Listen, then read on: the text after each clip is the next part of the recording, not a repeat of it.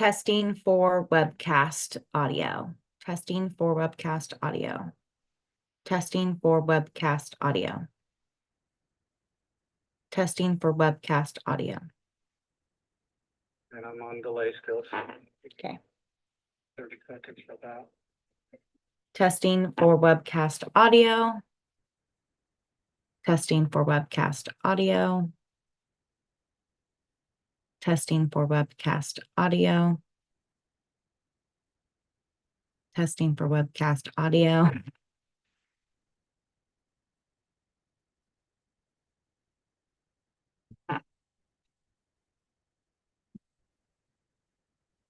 Testing for webcast audio. Testing for webcast audio. Okay. Yeah.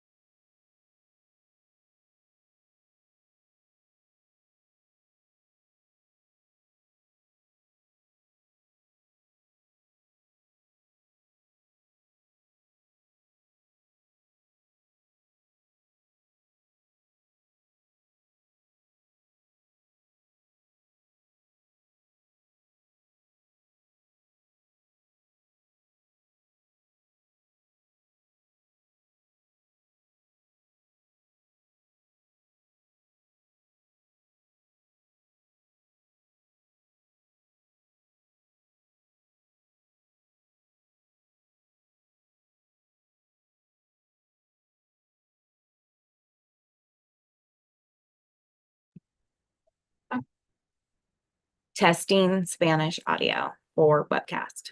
Testing Spanish audio for webcast. Testing Spanish audio for webcast. Testing Spanish audio for webcast.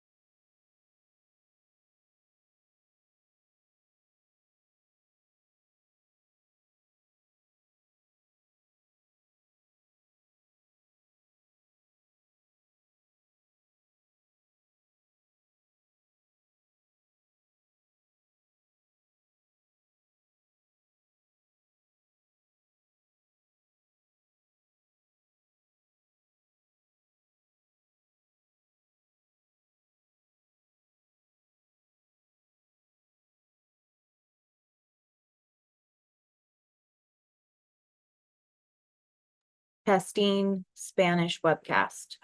Testing Spanish webcast. Testing Spanish webcast.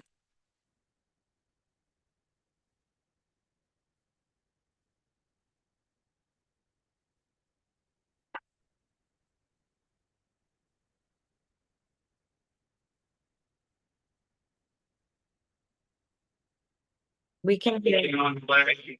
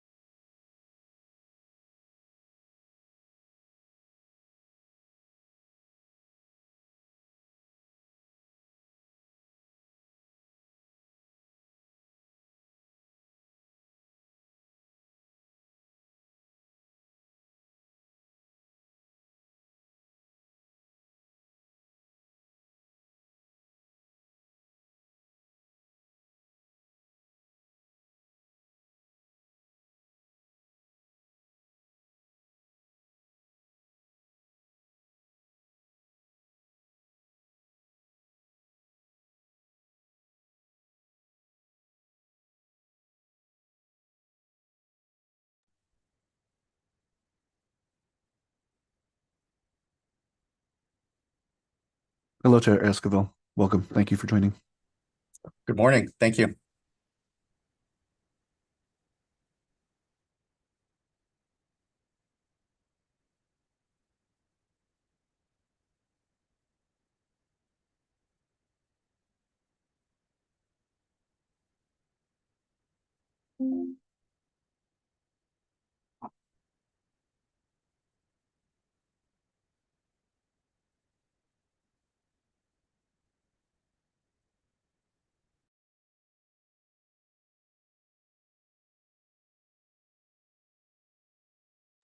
All right, Jackson, go ahead and open the meeting.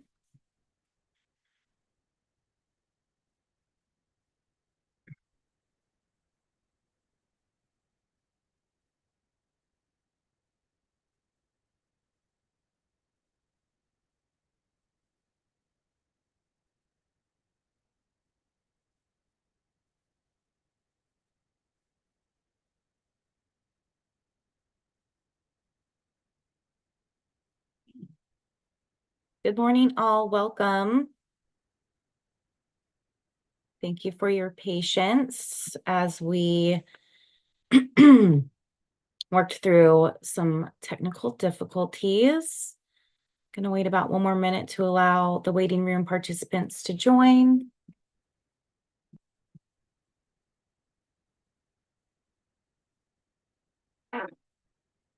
Okay, great. Well, good morning. My name is Mia Shappy with Kearns and West, and I'll be facilitating today's meeting. If you are joining on the live stream today and need to listen in Spanish, please join the Zoom meeting. Thank you all for joining this public meeting for the proposed designation of Kaweah Subbasin as a probationary basin. Today's workshop will be provided in both Spanish and English. If you need to switch your language settings to Spanish, please click on the interpretation globe icon at the bottom of your Zoom window.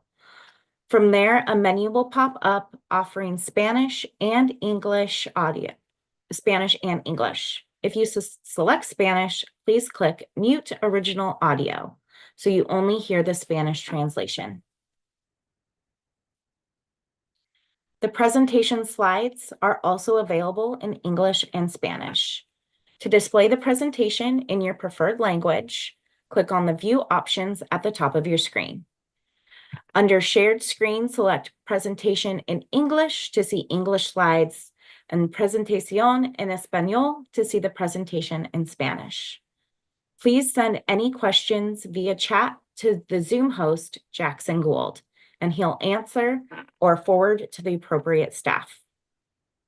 If you're joining from smartphone, you should be able to click on the More button and follow the same steps from there. I will now hand it over to Mark Gutierrez for interpretation. Thank you, Mia. Muy buenos días a todos, aquellos que nos acompañan en español. Queremos dejarles saber que el taller de hoy se llevará a cabo en ambos inglés y en español y usted tendrá acceso a escuchar el programa en su idioma. Le dejaremos saber cómo. En la parte inferior de su pantalla aparecerá un icono de un globo que dice Interpretation o interpretación. Selecciónelo y de ahí seleccione su idioma Spanish o español. Y ahí podrá escuchar todo el programa en su idioma y puede hasta silenciar el audio original. También puede seleccionar en qué idioma escucha la presentación por medio de ir a la parte superior de su pantalla que dice View Options o ver opciones. Ahí puede elegir la presentación en inglés o presentación en español para poder verlo en su idioma. And just a reminder for those attending in English, please note if there are any comments or questions given in Spanish, you can also hear a live interpretation of it by selecting the globe icon at the bottom of your screen that says interpretation and then selecting English. Thank you so much, Mia. Back to you. Thank you, Mark. As we work our way through the workshop presentations, please keep in mind that because we are offering the workshop in both English and Spanish, there may be pauses throughout to allow for the interpreters to complete a slide before we can advance. We very much appreciate your patience during these brief pauses.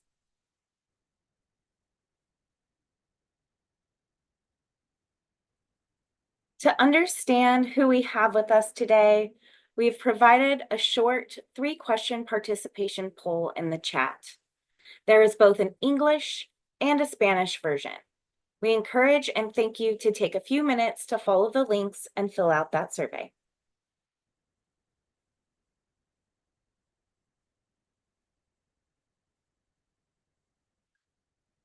We're encouraging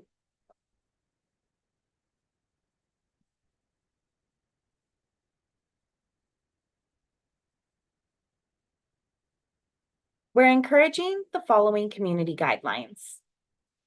Please rename yourself and provide affiliation if it applies.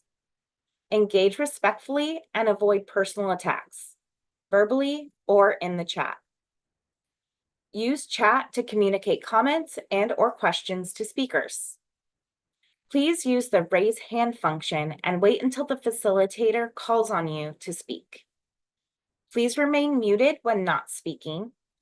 And during the comment portion, we will go in order of hands raised and may provide a time limit if there are several people who would like to comment.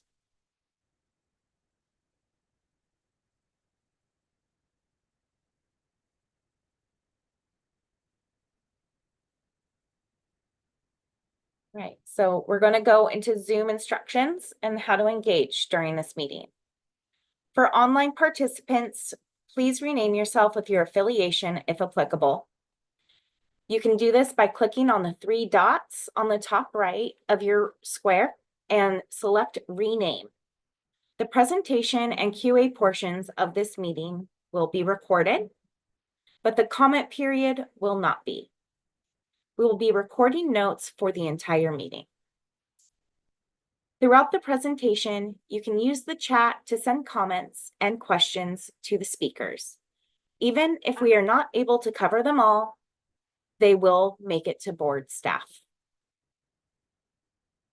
During the comment period, you will be able to mute or unmute yourself using the mic icon, as well as turn on and off your video by clicking the camera icon on the bottom left Zoom bar. For phone participants, please use the raise hand function by pressing *9 and unmute or mute yourself by pressing *6.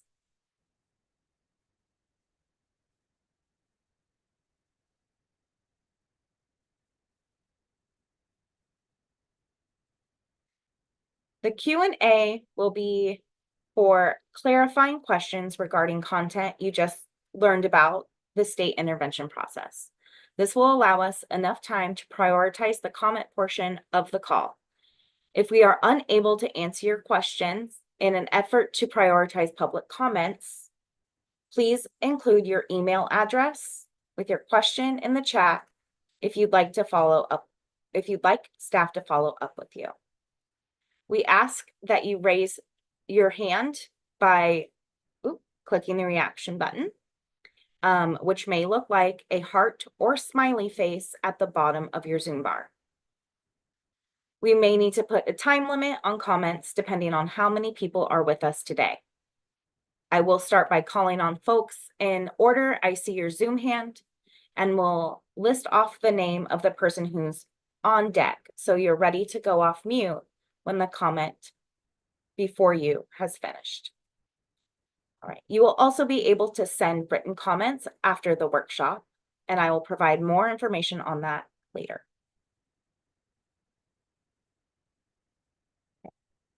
Our meeting objectives today are: 1, to provide an opportunity for the public to learn about the draft staff report, which describes the actions staff recommend the State Water Board should take for the proposed designation of Kaweah Subbasin as a probationary basin. To provide an opportunity for the public to interact with State Water Resources Control Board staff and raise questions and concerns. And to provide an opportunity for the public to provide verbal and written comments on the draft recommendation.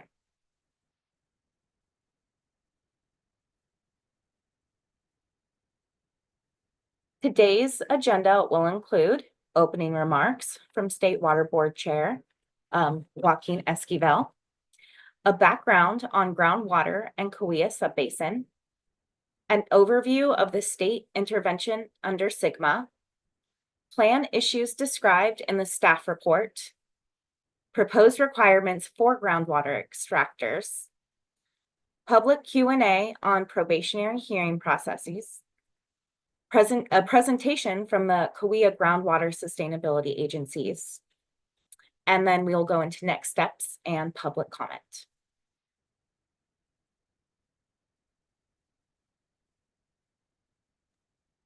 Would now like to hand it over to State Water Board Chair Joaquin Esquivel, who will be providing the opening remarks.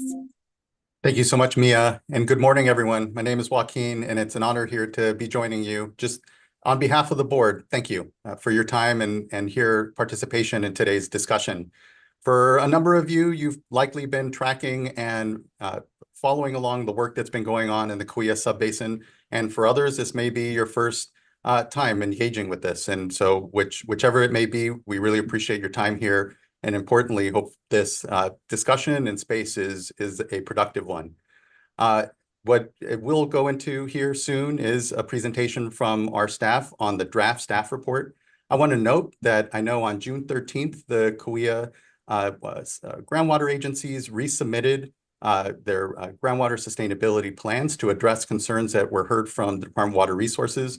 And here know that as we continue to engage within the basin, we'll take those updates into consideration. But the presentation you'll see today is based on the previously submitted groundwater sustainability plans. I know that there's a lot of sometimes uncertainty and feeling of lack of clarity of what's going on. So we hope to be just very clear in today's workshop on where we are in our process. Importantly, no decisions are going to be made today. This is truly a forum, an opportunity to really hear from you, your concerns, and your reflections on the draft staff report. We'll also have, as we noted here, presentations from representatives from the groundwater sustainability agencies as well. And so appreciate that, what we'll have is an opportunity to have some thorough discussion here. Additionally, we'll also be in person in the basin later this week, Thursday evening, holding a similar community meeting here in person. And as I said, no decisions will be made today. And actually, the probationary hearing has, although first noticed for early November, will actually now take place in early January. So we have time, we have space, and importantly, an opportunity to be listening and engaged with you all. And just appreciate, I know there's a lot going on, and your participation here, your engagement is what makes our decision-making process as strong as it can be. So just huge thanks, really appreciate your time here. Appreciate the opportunity to welcome you all and look forward to what I know will be a lot of further discussion here within the basin. Much appreciated. I'll hand things back to Mia. Thank you so much, Chair Esquivel. I'll now pass it over to Natalie Stork, Assistant Director at the Office of Sustainable Groundwater Management, for staff introductions. Good morning. I'm Natalie Stork, and I'm here with Angela Kwan and Zach Mayo. We are part of the State Water Board's Office of Sustainable Groundwater Management. We are here today because the board will consider whether to adopt a probationary basin determination for the Kaweah Subbasin in January of next year. Our 5-member board is appointed by the governor, and board members are with us today or watching the live stream on YouTube. No decisions will be made today. Please note that we originally noticed the hearing for November 5th of this year, which is unfortunately the same day as the general election. The date is now changed to January 7th to remove the scheduling conflict and facilitate increased public participation at the hearing.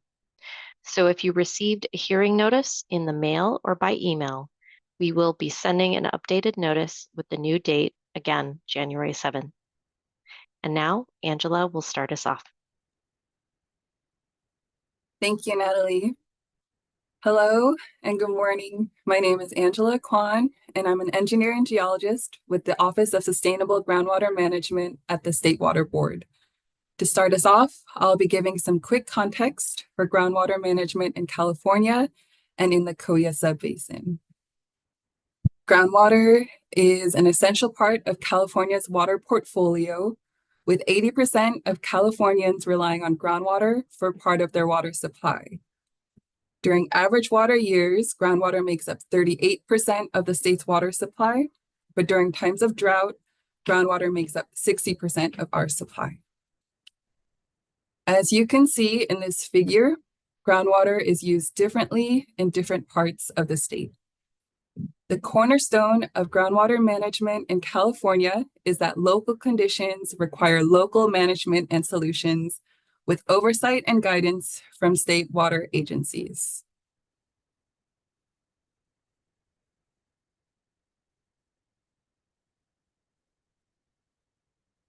California's climate naturally shifts between wet and dry conditions from year to year.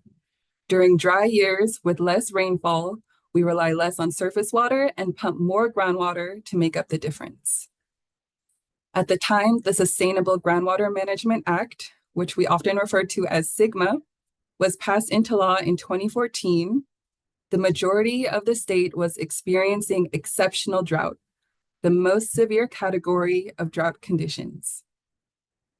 SGMA was passed in order to establish plans for sustainable groundwater management in California for the first time, especially in groundwater basins that were critically overdrafted, which means they have been severely depleted by pumping.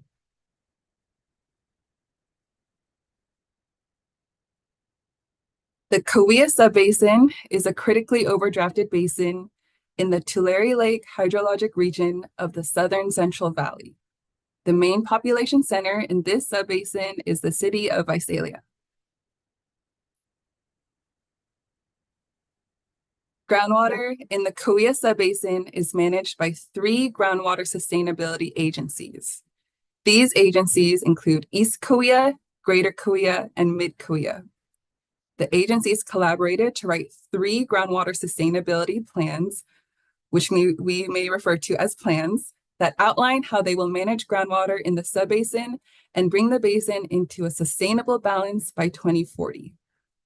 The original plans were submitted to the Department of Water Resources in 2020, and the Department of Water Resources determined the plans to be incomplete based on 3 deficiencies. The agencies worked to correct the deficiencies, and revised versions of their plans were submitted to the Department of Water Resources in August of 2022. The Department of Water Resources issued a final determination in March of 2023, stating that the groundwater sustainability plans were inadequate and unlikely to resolve the critical groundwater overdraft in the basin. The Kaweah Groundwater Sustainability Agencies provided amended plans to the State Water Board on the 13th of this month. We will talk briefly about these 2024 amended plans later in this presentation, and the GSAs will discuss their amended plans after our presentation.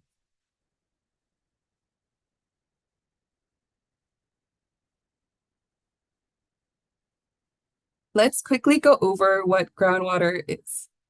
In the simplest terms, we can think of the Central Valley as a large bathtub full of sediments, such as soil, sand, clay, and rocks, with groundwater filling in the spaces between sediments. The saturated sediment layers that hold usable amounts of groundwater are called aquifers. In the Central Valley, different aquifers are separated vertically by clay layers. Rain falling on the land surface infiltrates through the soil and sediments to recharge the aquifers, as do streams carrying snowmelt from the mountains. Shallow groundwater can support vegetation and ecosystems near surface water bodies. Sometimes groundwater contributes to the water flowing in streams and rivers. Humans also pump groundwater to use for drinking water, crop irrigation, and industrial purposes. In the Kaweah Subbasin, groundwater is a critical resource for agriculture in particular. In the water year 2022, which spans from October 2021 to September 2022, 91% of groundwater that was extracted was used by the agriculture industry, while 7% was used for urban use, and 2% of the pumped groundwater was used for other purposes. These extraction numbers were reported by the groundwater sustainability agencies in their 2022 annual report. In the Kaweah Subbasin, pumping has exceeded the natural and human-assisted recharge that occurs, and groundwater levels have been in decline for decades. Declining groundwater levels have required people to deepen their wells or drill new ones in order to reach deeper groundwater. The extraction of groundwater has caused other problems.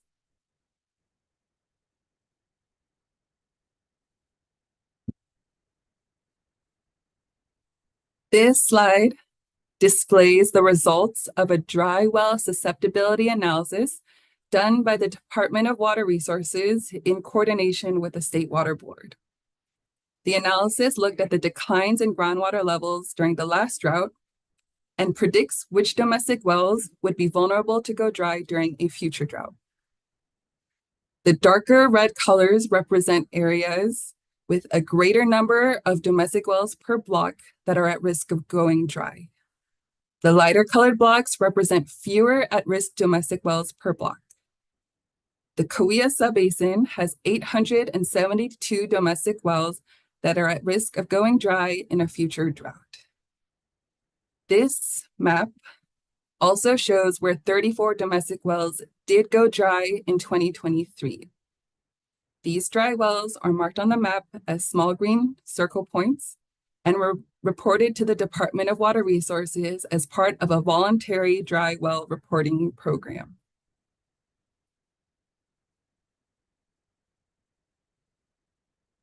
In addition to causing dry wells, overpumping groundwater in the Kaweah Subbasin has also resulted in land subsidence. Land subsidence occurs when large amounts of groundwater have been withdrawn from certain types of rocks, such as the fine-grained sediments that underlie the Kaweah Subbasin. As water is removed from the spaces between the fine-grained sediments, the sediment layers below ground can compact and the land surface can actually sink. Subsidence can negatively impact infrastructure such as canals and levees. Subsidence can reduce the capacity of canals and increase the risk of flood. Subsidence can also cause a permanent reduction in how much groundwater the subbasin can hold. This map displays INSAR data, or satellite data, that the Department of Water Resources compiled for the time period of June 2015 to January 2024. The green color represents up to 1 foot of drop in land surface elevation, while the red color represents 6 to 7 feet of subsidence. You'll see that the southwestern region of the Kaweah Subbasin is already experiencing significant subsidence up to 7 feet. To the east, the Bryant-Kern Canal area has sunk several inches in the Kaweah Subbasin. Subsidence has the potential to cause significant loss in water conveyance capacity in the Bryant-Kern Canal, which delivers drinking water to over 250,000 people and delivers irrigation water to over 1 million acres of farmland. Now, Natalie will talk about the state's role in this basin. Now that Angela has talked about some of the issues in the Kaweah Subbasin, I'm going to talk about the State Water Board's role in implementing the Sustainable Groundwater Management Act and what that could mean to this area. The Sustainable Groundwater Management Act recognizes that groundwater is a resource that needs to be managed sustainably so that it is available for people to use in the future. Many basins in California are overdrafted, meaning that more water is being pumped out than being replaced through natural processes. The Sustainable Groundwater Management Act requires that 94 basins in California manage their groundwater sustainably.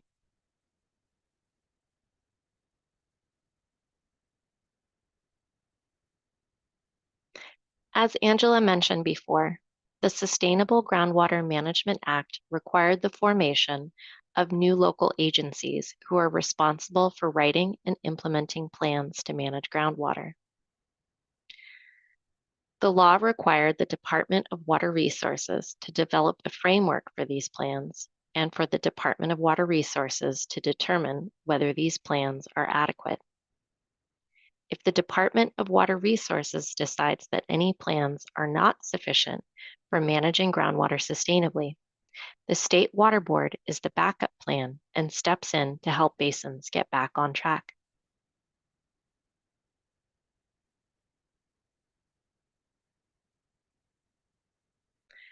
So what is sustainability? Sustainability means the basin is operated within its sustainable yield and doesn't experience undesirable results, which are significant and unreasonable occurrences of these 6 things caused by groundwater conditions occurring throughout the basin. What's important is that sustainability is supposed to be determined by locals at the local level. Note that agencies don't have to address groundwater issues already occurring before 2015. The law focuses on 2015 conditions. The law focuses on conditions from 2015 forward. The law recognizes that where groundwater is not being managed sustainably, the state should step in to protect groundwater resources until local agencies are ready to manage it on their own.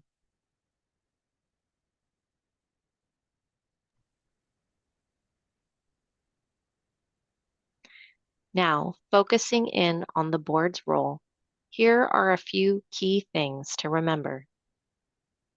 The board only steps in when local efforts fail. We can't just step in whenever we want to. The board temporarily protects the basin until locals come up to speed. Board actions are not a replacement for a groundwater sustainability plan. The backstop is triggered by deadlines and deficiencies, which is why we are here today.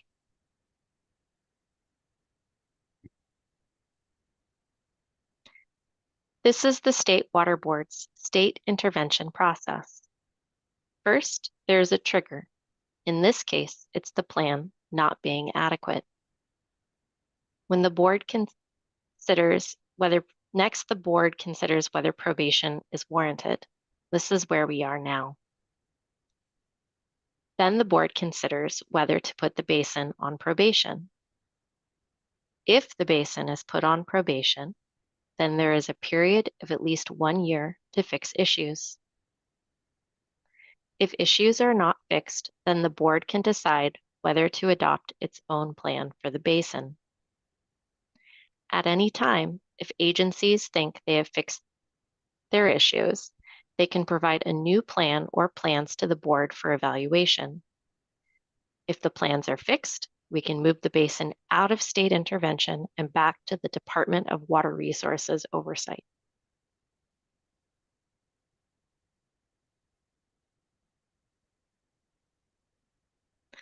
If a basin is put on probation, first, the board identifies the problems with the plan. Then, agencies work during this time to fix issues while implementing the good parts of their plans. Many people who use groundwater will need to begin reporting how much they pump so that the board can assess conditions. The board may require meters so that we get accurate information. The board must also begin charging fees. The law states that the board must recover the costs of administering the program. These are not meant to be punitive.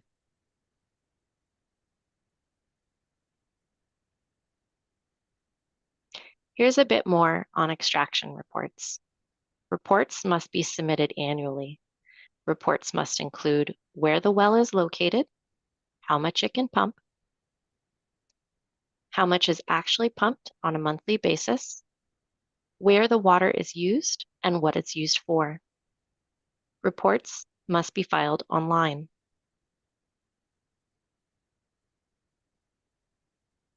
Here are our fees that are charged for each required report. We have a base filing fee of $300 per well, also a volumetric fee, which for probationary basins is $20 per acre foot. There is an automatic late fee of 25% per month up to a cap. And a few additional notes: fees are subject to change. The board can also require special studies that may incur additional costs. Waivers are available to certain pumpers, such as people with low incomes and community water systems serving disadvantaged communities if they report on time. Note that most domestic well owners will likely not have to report or pay fees.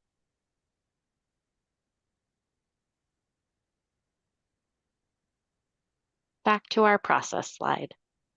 First, we've discussed probation. Now let's discuss what happens if plans aren't fixed. After at least a year, the board can develop and adopt its own plan for the basin. This plan will have corrective actions, monitoring to see how the actions are working, a schedule for the corrective actions, and enforcement to ensure the plan is followed.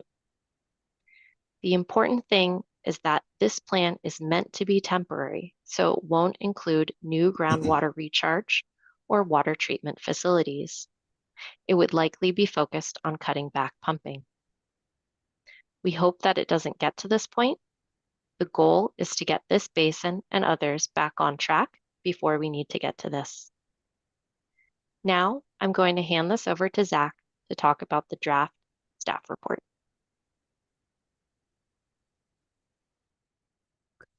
Thank you, Natalie. Hello, and thank you all for joining us. My name is Zach Mayo. I am a senior engineering geologist with the State Water Board. Staff of the State Water Board make recommendations to the board members regarding subbasins with inadequate plans. At this point, Angela and I will present an overview of staff's draft recommendations for the Kaweah Subbasin. The information we are presenting is based on the 2022 groundwater sustainability plans. Board staff would like to recognize that the Kaweah groundwater sustainability agencies have submitted revised groundwater sustainability plans. After we conclude our presentation, the Kaweah agencies are going to discuss the deficiencies as identified by the Department of Water Resources, as well as board staff, and how their revised plans address the deficiencies. Board staff are committed to reviewing the revised plans and will be working with the Kaweah agencies to address issues where necessary. Board staff would like to acknowledge the positive momentum the agencies have gained on improving the plans and working towards maintaining local control. Having the agencies present and participating in this workshop is a testament to this. For now, we are hoping to learn more from this virtual workshop and the in-person workshop on the 27th. We intend to update the draft staff report with the comments we receive at these workshops and from the comments we received during the public comment period.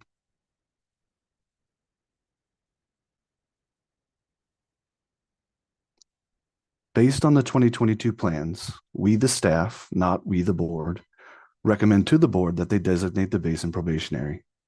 However, as I just mentioned, the groundwater sustainability agencies have submitted revised plans on June 13th, and our recommendation may change if the agencies have made substantial progress in addressing the deficiencies. Staff are currently prioritizing review of these new plans.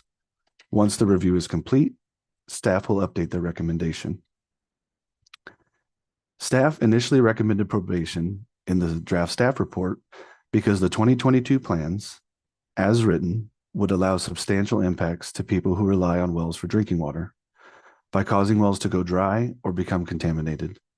This even includes some people who rely on public water systems for drinking water, as the plans would impact some wells used by public water systems. The plans would allow substantial impacts to critical infrastructure due to land subsidence or the sinking of land due to pumping.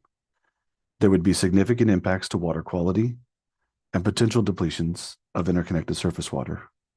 Moreover, and importantly, the 2022 plans will not achieve groundwater sustainability by 2040, as they currently allow overdraft to continue beyond 2040.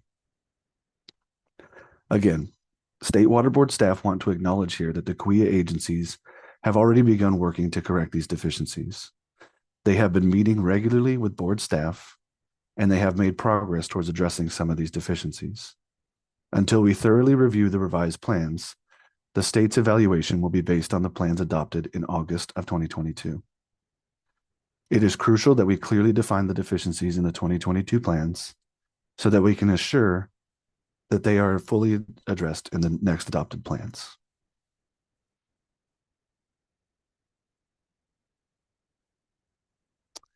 If the board decides to designate the basin probationary, the board must also identify the deficiencies with the plans and the potential actions for correcting those deficiencies. The potential actions for each deficiency we will cover today are described in detail in the Kaweah draft staff report. Now, before Angela and I dive into the deficiencies, I'll describe generally how groundwater sustainability plans work.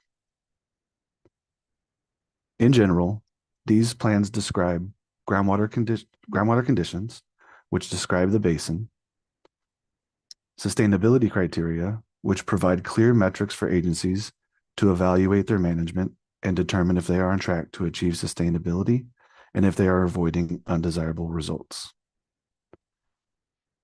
Monitoring, which is how agencies measure how the basin is progressing towards its goals. The plans describe what is being monitored, like groundwater levels or groundwater quality, where it is being monitored, and how often. Projects and management actions, which are the steps agencies take to achieve sustainability. These might include projects that bring in new surface water supplies or rules that restrict pumping.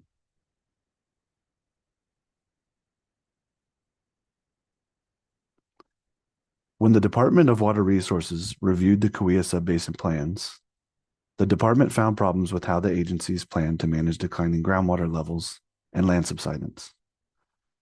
Board staff agree with the department's review, and the draft staff report describes significant deficiencies related to these two categories. In addition to the department's deficiencies, board staff have also identified additional deficiencies. Board staff have identified deficiencies with how the agencies plan to manage for water quality degradation, specifically how groundwater management can cause pollutants in water to reach levels that are less safe for drinking, irrigation, or other purposes, and problems with how the agencies plan to manage depletions of interconnected surface water. If groundwater levels decline deep enough, some surface water bodies and their habitats would be significantly transformed and harmed. The Kaweah Groundwater Sustainability Agencies have submitted revised plans that discuss the department's inadequate determination and how they are addressing those deficiencies. However, the plans do not address board staff's additional deficiencies. As stated previously, board staff are in the process of doing a red flag review of the revised plans. Board staff will continue to work with the Kaweah GSAs to address all deficiencies. Now, Angela will describe these proposed deficiencies in more detail. Thank you, Zach. Overpumping causes groundwater levels to decline. This means that wells must be drilled deeper to reach groundwater. Declining groundwater levels threaten drinking water supplies by drying up wells completely or reducing the amount of water that wells can pump. Domestic drinking water wells are at highest risk because they are relatively shallow, but even deeper wells, like public supply wells or agricultural irrigation wells, can be impacted. Deeper groundwater levels increase the cost to repair or replace impacted wells or to drill new wells. Deeper groundwater levels can also increase the energy cost to pump groundwater for wells that are deep enough to continue pumping at declined groundwater levels. This all means that deeper groundwater levels generally increase the cost of water for everyone. Moreover, declining groundwater levels can cause subsidence, degrade groundwater quality, and can deplete interconnected surface water, each of which cause their own set of problems, which will be explained later in this presentation.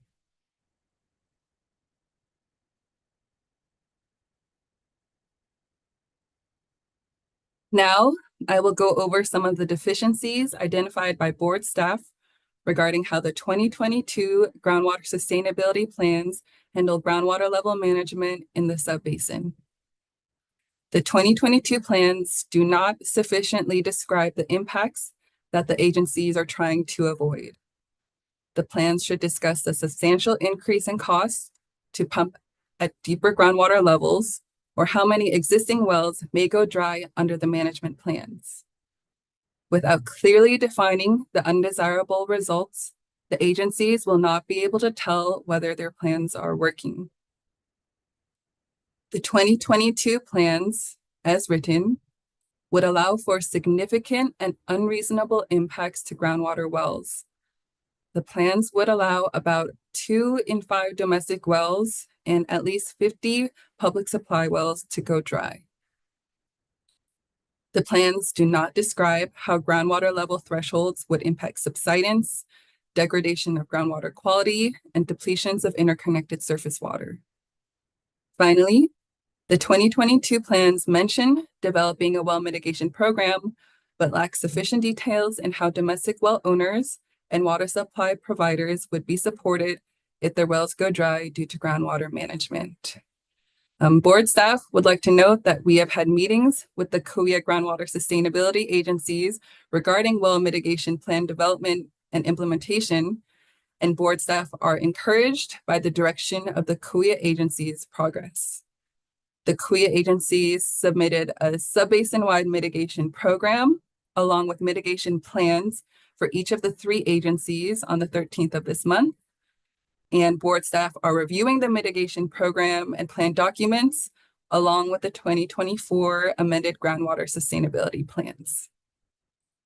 Now, Zach will talk about the plan's deficiencies regarding managing land subsidence.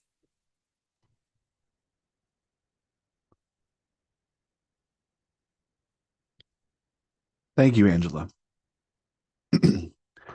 As discussed, subsidence is the sinking of the land surface due to declining groundwater levels. Like the lowering of groundwater levels, subsidence can also have potential consequences. Subsidence can reduce the carrying capacity of gravity-driven water conveyance. This means that surface water deliveries, rivers, and canals carry less water and therefore increase the risk of flooding. For example, although the Friant-Kern Canal has not experienced significant subsidence here, even the sinking of less than a foot may cause changing in carrying capacity, and repairing the carrying capacity is often very expensive. Subsidence could also damage wells and reduce access to water. It could damage other infrastructure such as roads, utilities, and pipelines. It can also cause irreversible damage to groundwater aquifers and lasting damage to aquatic ecosystems.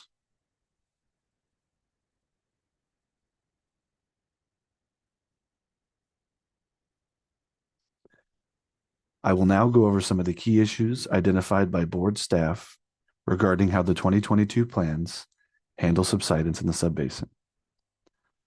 The plans do not clearly describe the undesirable result, which is what agencies are supposed to prevent. Without this, the agencies won't be able to tell whether the plans are working. For example, the plans should explain the methodology or how it was determined that approximately 10 inches or greater amount of subsidence would result in a 10% or more capacity loss in the subbasin's conveyance infrastructure. The plans do not adequately explain what impacts would be caused by subsidence and what impacts would be caused by declining groundwater levels. The draft mitigation plans submitted in the groundwater sustainability plans do not provide sufficient details on how conveyance infrastructure would be supported if they are impacted by subsidence. Now, Angela will talk about the plan's deficiencies regarding the degradation of groundwater quality. Zach. As groundwater levels decline, groundwater quality can also degrade. The degradation of groundwater quality can result in poor drinking water quality. This may cause health problems, including chronic diseases such as kidney and liver cancer that may eventually result in death.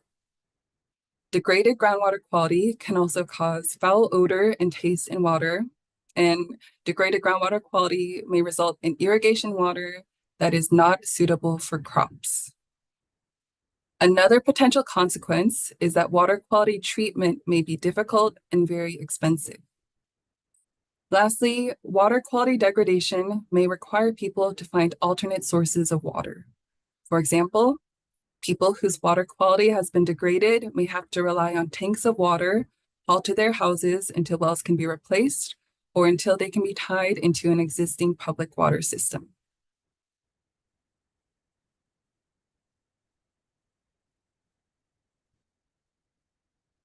It is important to note that there are other causes of groundwater quality degradation that are outside a groundwater sustainability agency's control, and the State Water Board does not expect the Kaweah agencies to prevent these problems.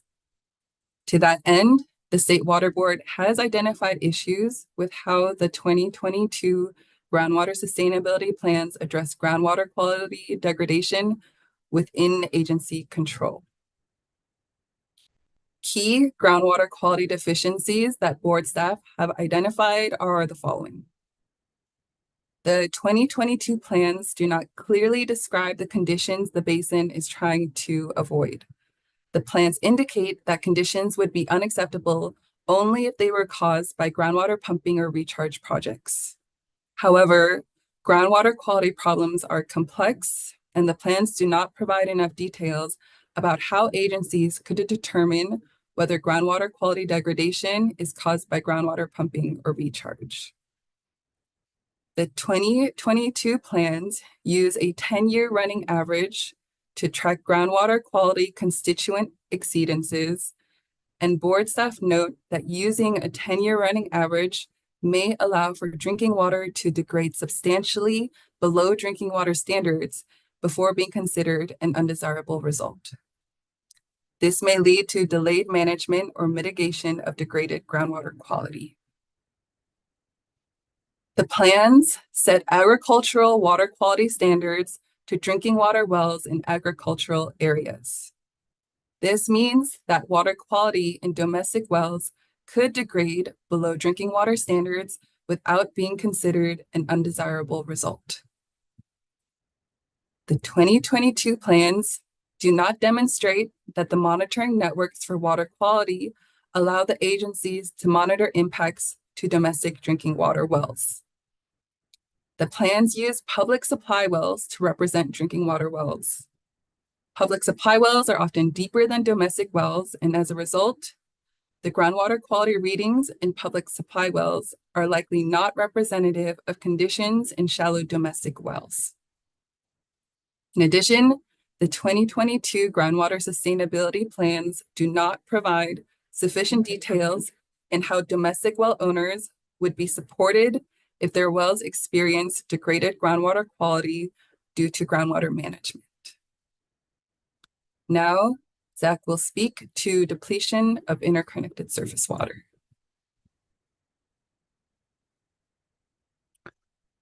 Once again, thank you, Angela. And thank you to everyone for your continued patience. Interconnected surface water refers to surface water, like streams, rivers, or other water bodies, that is hydraulically connected to groundwater. This means that the area beneath the water body, but above groundwater, is fully saturated. This area has profound impacts on habitat and wildlife.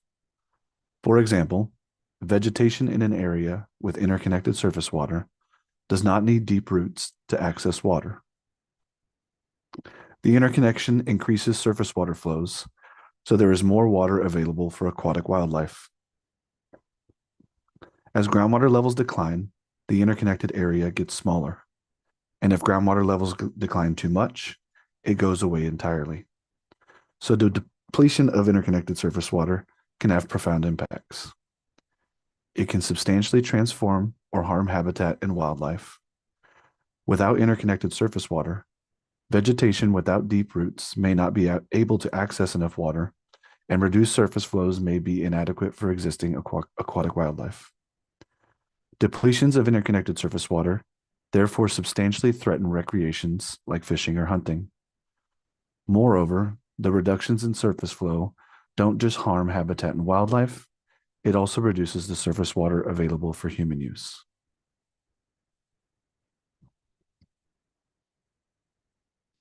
Regarding deficiencies, board staff identified a few deficiencies concerning how the plans manage the depletions of interconnected surface water. Here are the deficiencies. The plans do not thoroughly describe potential impacts and what those potential impacts might have on beneficial uses and users. The plans allow for 50% of surface water depletions in select waterways due to groundwater extractions. When assessing depletions of interconnected surface water, the plans are not supported by the best available information, the best available science, or a model that quantifies surface water depletion when assessing for the depletion of interconnected surface water. Lastly, the plans do not establish a monitoring network designed to address depletions of interconnected surface water. And now I will pass it back to Natalie. Thank you all for your time. Thank you, Zach. In addition to the deficiencies noted above, staff have additional recommendations to the board.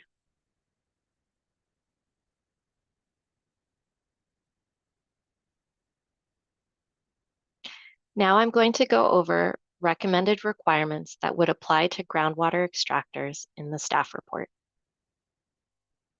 If the board puts the basin on probation, staff recommend excluding household domestic well users from reporting and fees. The law does this by default, but gives the board flexibility to include domestic well users in some circumstances. We recommend that the board stick with the default and exempt household domestic well users. For those who do have to report, staff recommend moving the default reporting deadline forward 2 months to December so that we can get necessary information sooner in case we need to write our own plan. Staff recommend that anyone who pumps 200 acre-feet or more per year from the basin install a certified meter so that we can get accurate data.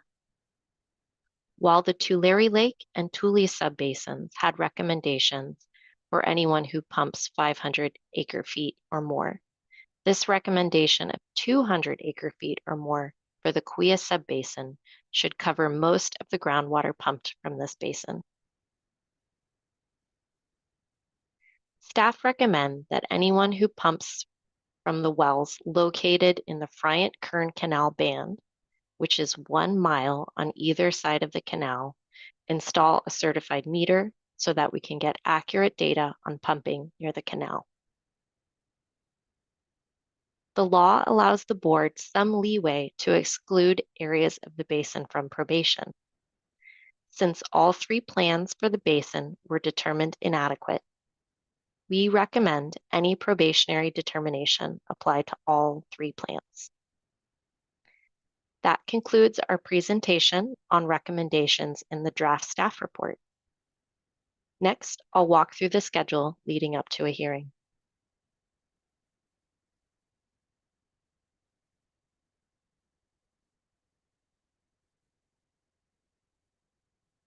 Here's the schedule.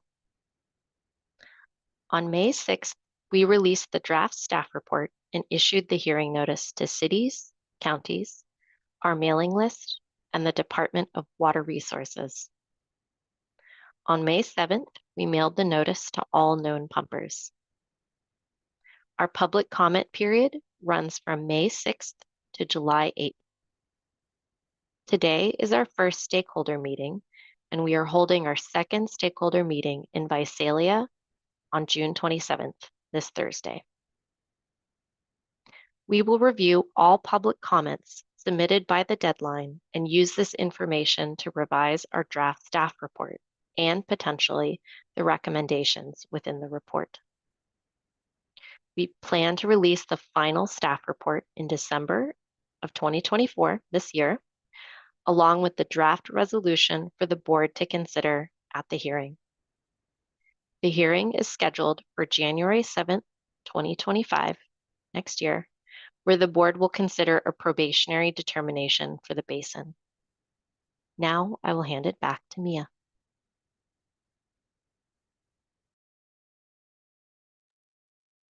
Thank you, Natalie, Angela, and Zach. Thank you for that presentation. We are now moving into the question and answer portion of the workshop.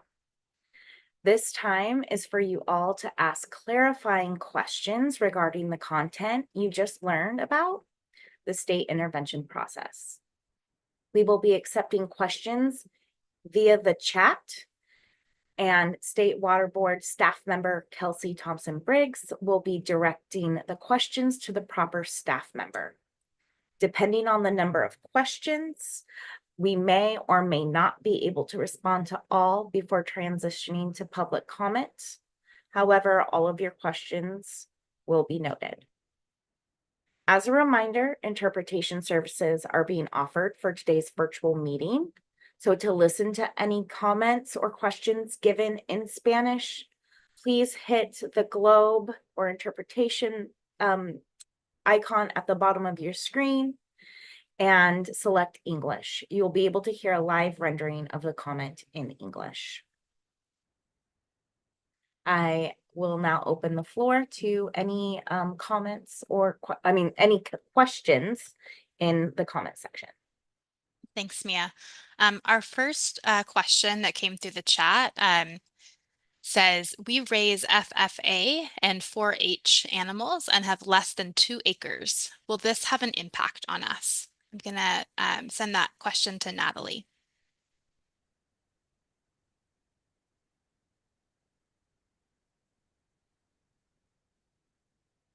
Thank you for that question.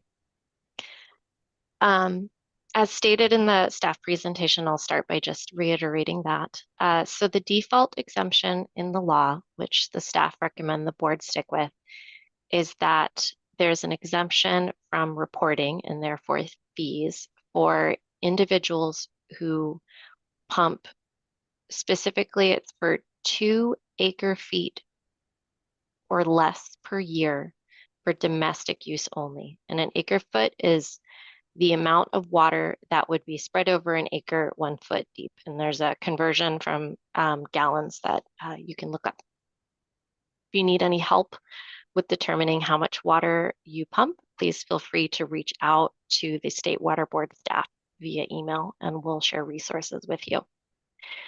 So that exemption is for, again, 2 acre-feet or less for domestic use only. For people who are raising animals, if it's for your own use, that can be considered domestic use. For the specific situation of raising animals for Future Farmers of America or 4-H, please follow up with us regarding whether or not that would be considered domestic use. In a situation where animals are sold commercially, that would not meet the criteria for the exemption. Also, for individuals who are required to report and pay fees, many individuals may still be eligible for a fee waiver depending on income. So please see our website for more information on those fee waivers, and or please feel free to reach out and email us. Thank you, Natalie. We have another question which asks, how similar are the Kaweah Basin inadequates to the Tulare Lake? So I think it may be asking about the similarities and deficiencies that are recommended by staff between Kaweah and Tulare Lake. So our staff look at each basin individually, reviewing those groundwater sustainability plans. Looking, of course, at DWR's deficiencies, the Department of Water Resources deficiencies that they noted in their staff report, but also taking a look at the basin as a whole in light of the laws and regulations that must be followed for these. Many of these basins do have similar issues, so you may note some similarities amongst the deficiencies, but it's not exactly the same by any means.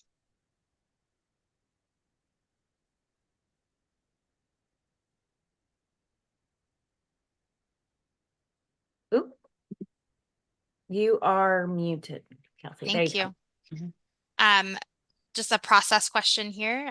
Will the staff be rewriting the report to reflect the new GSPs, groundwater sustainability plans, before the hearing? Will the money collected from pumping fees be used to help the groundwater sustainability agencies come into compliance, or will they only be used for writing an interim plan? Thank you. Regarding the first question, will staff be rewriting the report to reflect the new GSPs before the hearing? So for that one, staff are already working now to review the revised GSPs. Any public comments we received during the public comment period, staff will be reviewing and considering whether to change the recommendations in the staff report.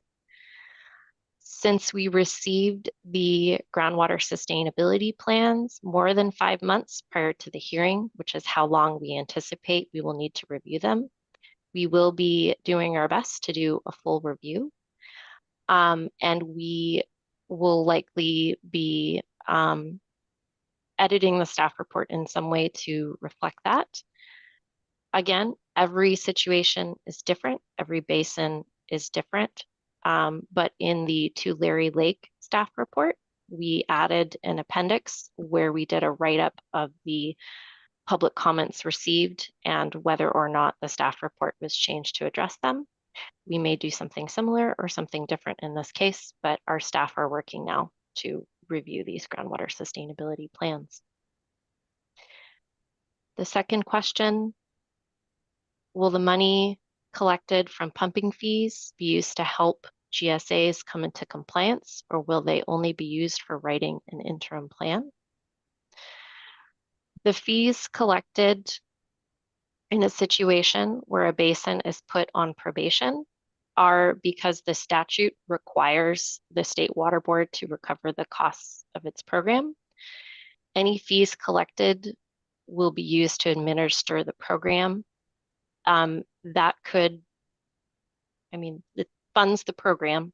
The program in part meets with groundwater sustainability agencies and does a range of work, including potentially writing interim plans.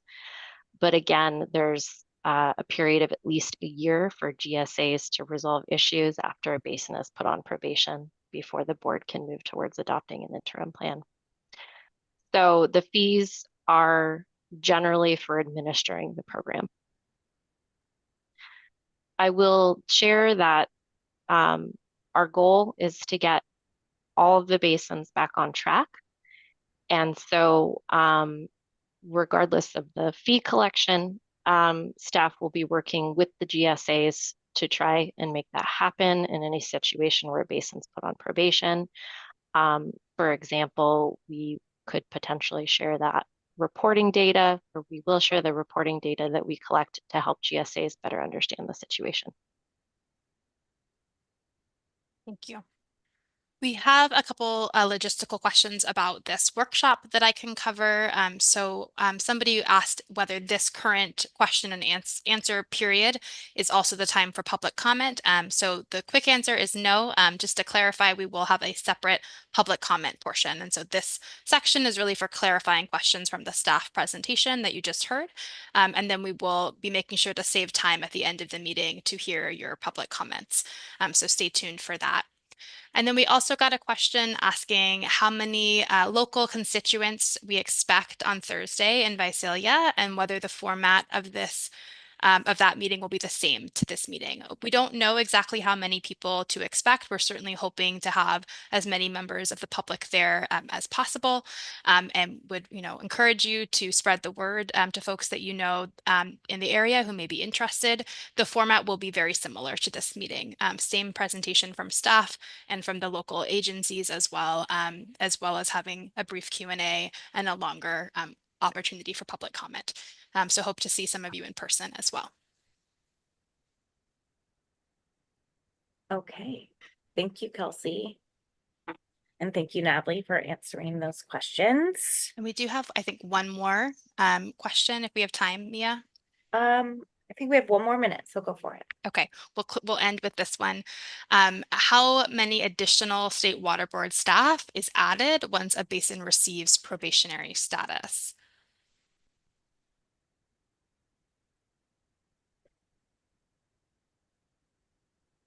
To answer that one, the State Water Board has the Office of Sustainable Groundwater Management, and we are the ones, the staff who are responsible for doing all of this work under the scope of implementation of the Sustainable Groundwater Management Act, the State Water Board. We don't add a specific number of staff in that particular situation. Thank you for clarifying. Over to you, Mia. Thank you. Right, we are waiting for the GSA presentations to get set up. Looks like they are looking good. So we will now be moving to a presentation from the Kaweah GSAs. The GSA submitted a new GSP, and considering this update, the State Water Board wanted to allow space for you all to hear from the GSAs themselves on their most updated plans. We will be hearing from representatives from the Greater Kaweah GSA, East Kaweah GSA, and Mid Kaweah GSA. If you have any questions about the presentation you're about to hear, please direct them via email to Kate Pallas. We will have her contact information in the chat. So I will now hand it over to Mark Larson, General Manager of the Greater Kaweah GSA. Well, good afternoon. Thank you all for attending and participating and caring about the future of the Kaweah Subbasin. It's great to see so many faces, familiar faces on the attendees list, as well as a lot of new names. We're looking for good attendance on Thursday as well. Thank you, State Board staff and State Board members for allowing this panel presentation, as we're excited to present our work in the subbasin. Although we have a lot to cover in 30 minutes, a reminder to our presenters to watch your speed, allowing for interpretation. Presenting today from the Kaweah Subbasin is Aaron Fukuda, Interim General Manager for the Mid Kaweah GSA, Michael Hagman, Executive Director for the East Kaweah GSA, Abhishek Singh, PhD Professional Engineer from Intera, Kate Pallas, Water Resources Scientist from Intera, Derek Williams, Principal Hydrogeologist from Montgomery and Associates. Next slide. Our presentation today will consist of 4 items: our sustainability strategy, the recent revised GSPs that address DWR's deficiencies, how we are in the process of addressing the State Board new deficiencies identified in the letter and the draft staff report, and finally, our continuing path to reach sustainability. Next slide. Aaron, could you take the presentation? Yeah, thank you, everybody. So next slide, please. So we want to start our conversation with where the Kaweah Subbasin started their implementation process. And that was really with an emphasis on accelerating our project's management actions and mitigation to balance the impacts to our beneficial users, uses, and property interests. So what we did is we accelerated really our demand management as a priority, and we'll discuss that a little bit later, supported by projects that feed water to reduce demand management. And in the event we lose or have impacts on some of our most critical users, which are our shallow domestic wells, we needed to implement a mitigation process to help those folks. Next slide, please. So demand management, as we said, is a key element in our sustainability path. I want to note that when you see items in our presentation in green or have these green check marks, those are projects management actions or policies that are already in place and are being implemented. Next slide, please. I'd like to remind Aaron to slow down just a bit, and then to allow for interpretation, they'll switch the slide when interpretation is done. Okay. Okay.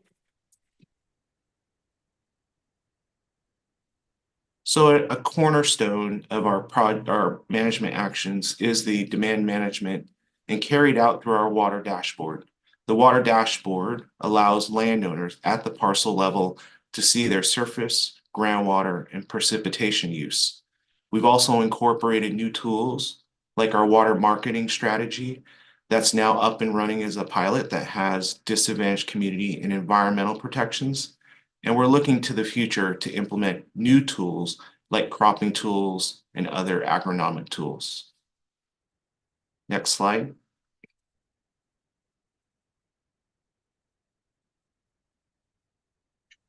It's important to note that we've seen the positive benefits of our demand management or allocation policies.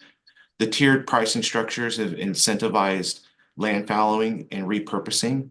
And some of our early results are found in the East Kaweah GSA, where 5,000 acres of land has already been fallowed, and in the Mid Kaweah GSA, where in 2021 to 2022, we saw a 13% reduction in consumptive use, which was during that drought period related directly to groundwater use.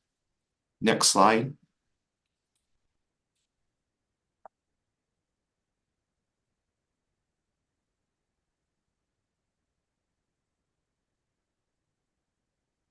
What's important to note is that the Kaweah Subbasin GSAs understand the pros and the cons of an allocation or demand management policy.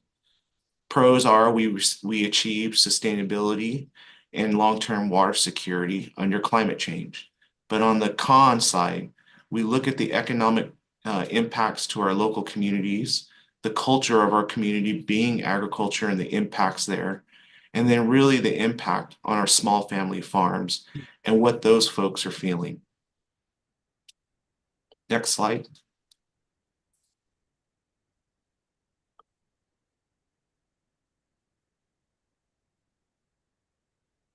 So to help describe our next element of sustainability is Mike Hagman to talk about projects.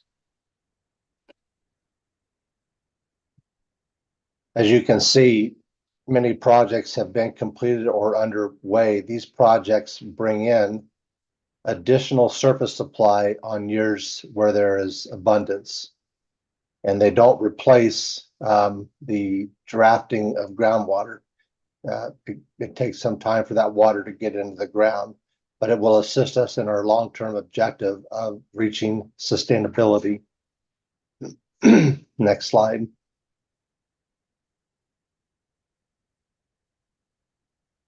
Private and public agencies have each spent money, resources to accomplish adding more supply to our subbasin.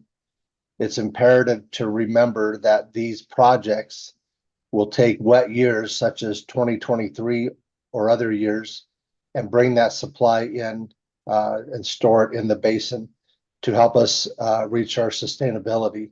And we've done a lot of that in the past 2 years. Some programs, such as the land fallowing programs or multi-benefit land repurposing programs, actually remove ground from groundwater pumping, and they help in us achieving our objective of sustainability by 2040. Next slide.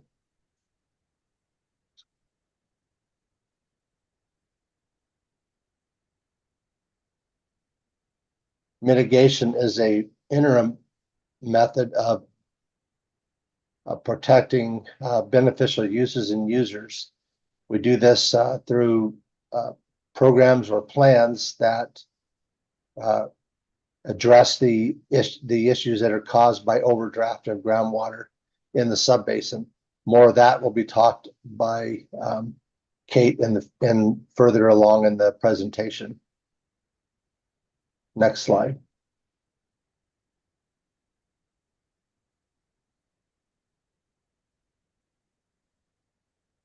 Now, want to be very clear that our primary objective is sustainability by 2040 or sooner.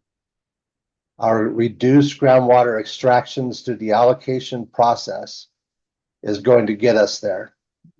Projects will help us recover groundwater to measurable objectives.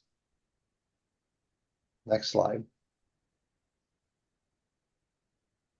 Now we'll turn the time over to Abhishek Singh to address the DWR deficiencies. Thanks, Mike. As Zach and Angela mentioned, the Kaweah Subbasin's draft revised GSPs were released for public comment a few weeks ago. These versions address all of DWR's deficiencies, which were actually very similar to several issues identified by the State Board staff report. We are working on addressing additional comments from the State Board staff report in our final GSP submittal. This presentation today will only focus on how we've addressed the DWR deficiencies. Next slide. So this slide shows the guiding principles. Actually, if you could go to the previous slide, the pyramid. Sorry about that. So this slide shows the guiding principles or priorities that were the basis for the development of all sustainable management criteria. To summarize, the revised GSPs use a regional, basin-wide, consistent quantitative framework relying on extensive stakeholder feedback and using the best available data and science to develop the revised sustainable management criteria that are protective of beneficial use, even more so than the previous GSP. Next slide.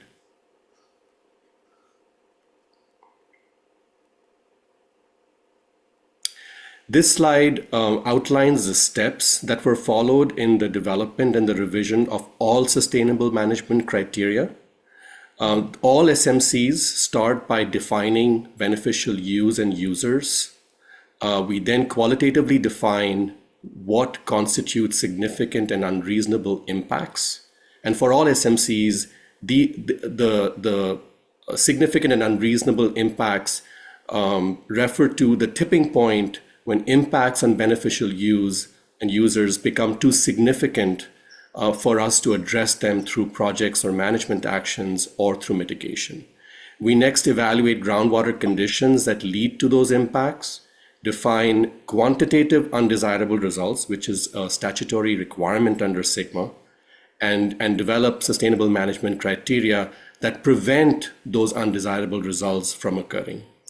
It's important to note that all our sustainable management criteria are internally consistent. For example, the water level, minimum thresholds, and measurable objectives speak to the subsidence minimum thresholds and minimum objectives. Next slide.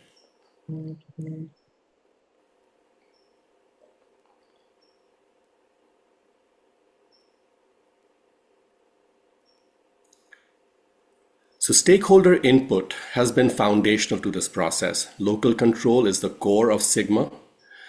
So in keeping with that, the Kaweah Subbasin has developed an extensive stakeholder engagement framework. We have several technical advisory councils and advisory councils, including a diverse set of stakeholders, growers, NGOs, municipal entities. Just to give you an example, to date, we have had 108 meetings, and we continue to have these meetings as we move forward with additional GSP updates and implementation. Next slide.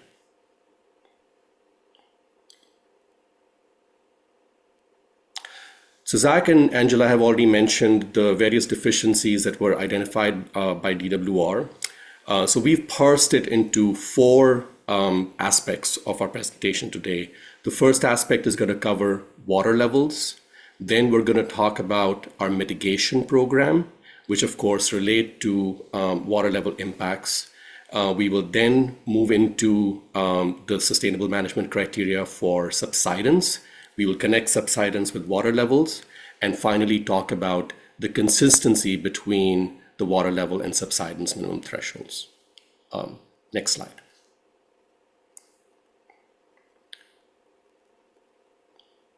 So, all right. With respect to water levels, it is important to understand that the Kaweah Subbasin consists of two aquifers. There is an upper unconfined or semi-confined aquifer and a lower aquifer primarily below the Corcoran clay in the west. For the upper aquifer, the most vulnerable beneficial users are shallow domestic wells.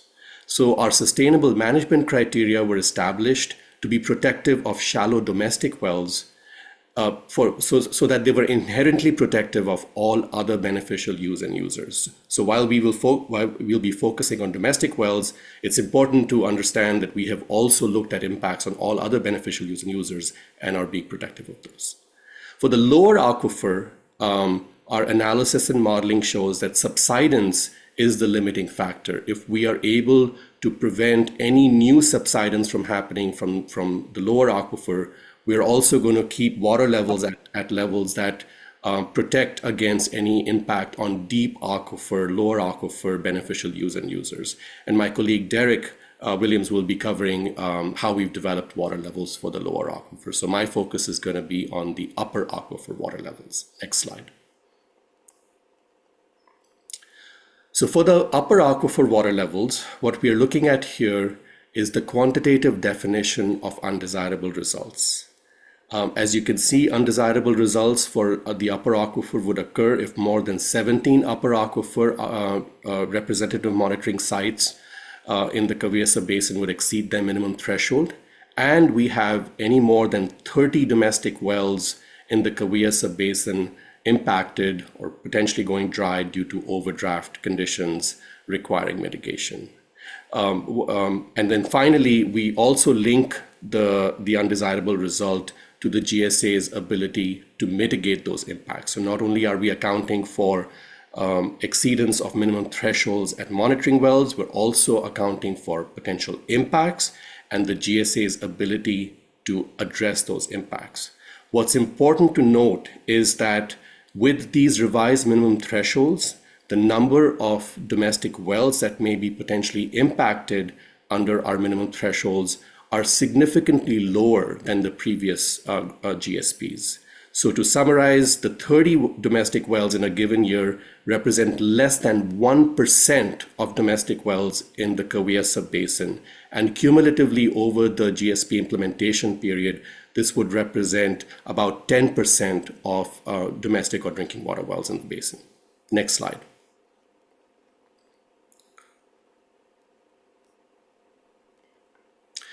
We use best available data and science, very similar to DWR's dry well susceptibility guidance document, those results that Angela presented. So we have used very similar analysis to look at potential dry wells in the Kaweah Subbasin under a range of different groundwater conditions. So using this dry well susceptibility analysis, we evaluated potential impacts to susceptible groundwater wells due to overdraft. And revised our minimum thresholds to be protective of domestic wells. So I see some changes in slides that I'll wait for us to land in the right slide. All right, okay, great. So we're talking about minimum thresholds and the upper aquifer water levels. And as I was mentioning, the minimum thresholds were revised to be protective of domestic wells going dry. What we show on the right is the potentially impacted domestic wells in the previous GSP and now with the current GSP on the right. And as you can see, these are significantly lower than the previous GSP.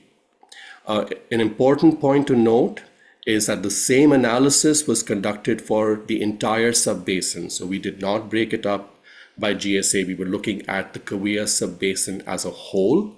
And this analysis also informed a basin-wide mitigation program, as well as the GSA-specific mitigation budgets and plans. Next slide.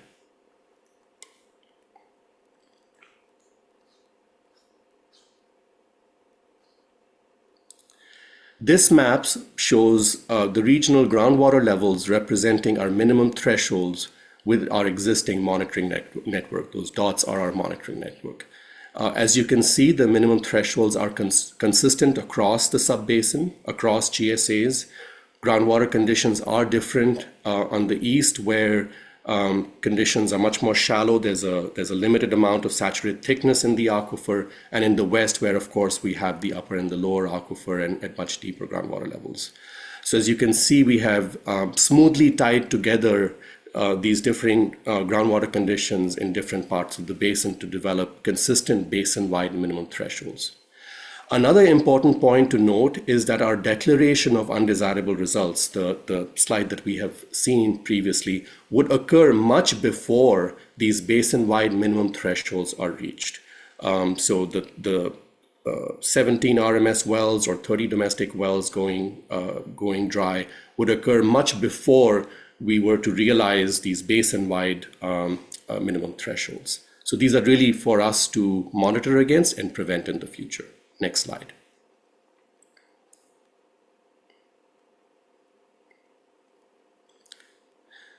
As I mentioned, the minimum thresholds are what we are trying to prevent. We do not expect the basin to reach these regional minimum thresholds. They are really episodic groundwater conditions that could be realized in one or more part of the basin for a few years.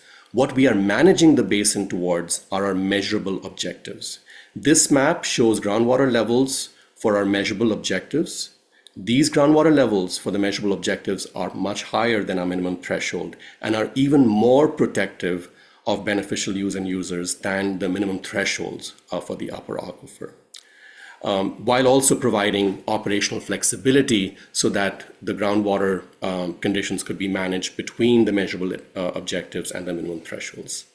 We have a few animations here. I won't go into those details, but what's important to understand is that similar to the minimum thresholds, the measurable objectives also accounted for differences in groundwater conditions in the east and the west.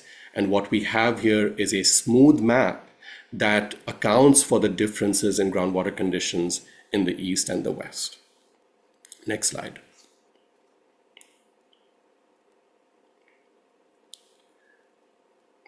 So mitigation is essential to our definition of undesirable results and sustainable management criteria. So I'll hand it over to my colleague Kate Pallas to talk about how we've developed our mitigation program.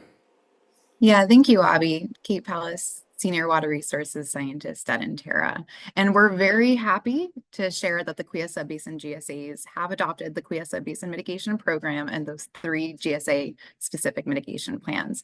But before we go into more detail, would like to take a moment to express our gratitude to the Self-Help Enterprises team for patiently teaching us just how nuanced and challenging developing a mitigation program is, and for serving as our mentors and our implementation partners in this process.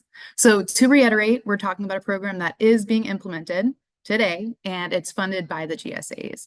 And as Abhi just shared before, each GSA has developed a funding mechanism designed to meet an annual mitigation budget, and that annual mitigation budget was directly informed from that dry well susceptibility analysis and assumes maximum mitigation award for all potentially impacted wells. So it's got a conservative buffer built in. Next slide. Kate, can I remind you to talk a little Yeah. louder? Thank you. Yeah. Thank you.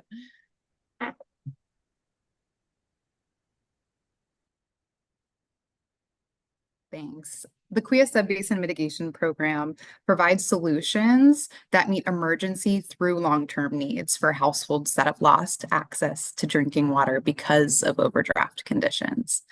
The mitigation program also resulted in the inception of 3 new management actions. You can click to show that animation. Thanks.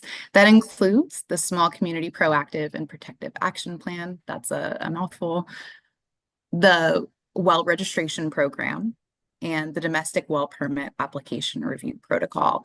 And all of these, more information on all of these are available in Chapter 6 of the draft GSPs that are available on each GSA's website. You can also find the mitigation program and each GSA specific mitigation plan also on the GSA's websites. Next slide. There was probably like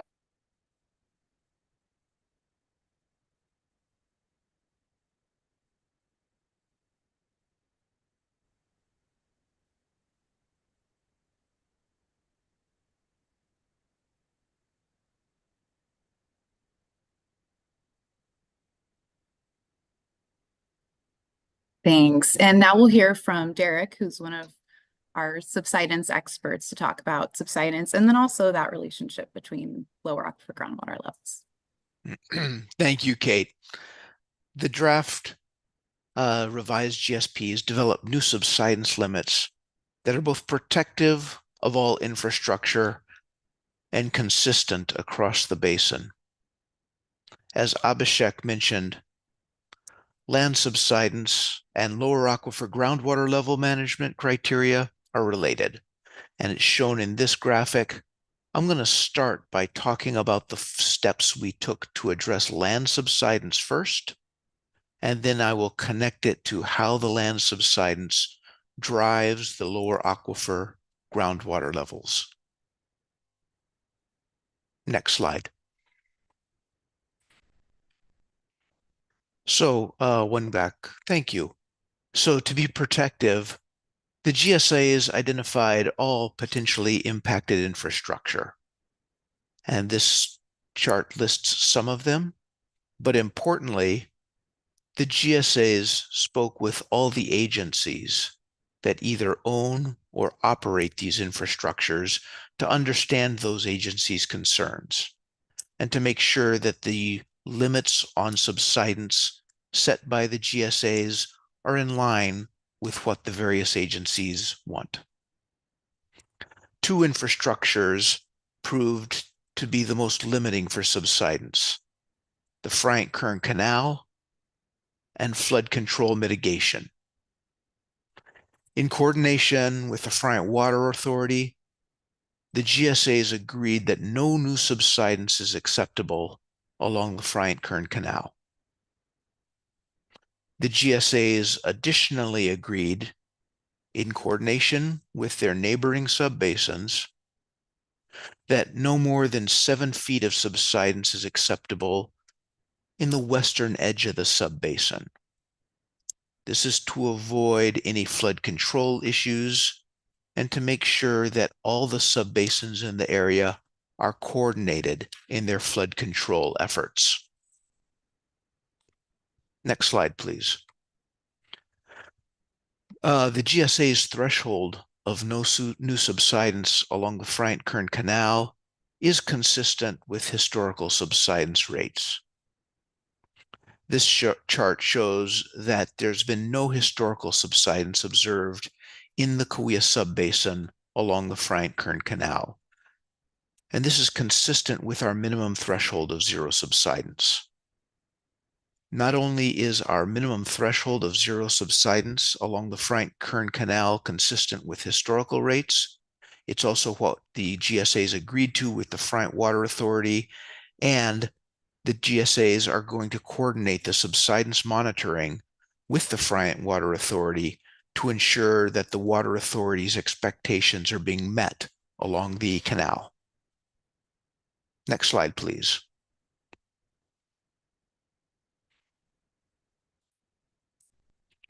So the undesirable result for land subsidence, it's when the cumulative subsidence minimum threshold is exceeded at any single representative monitoring site.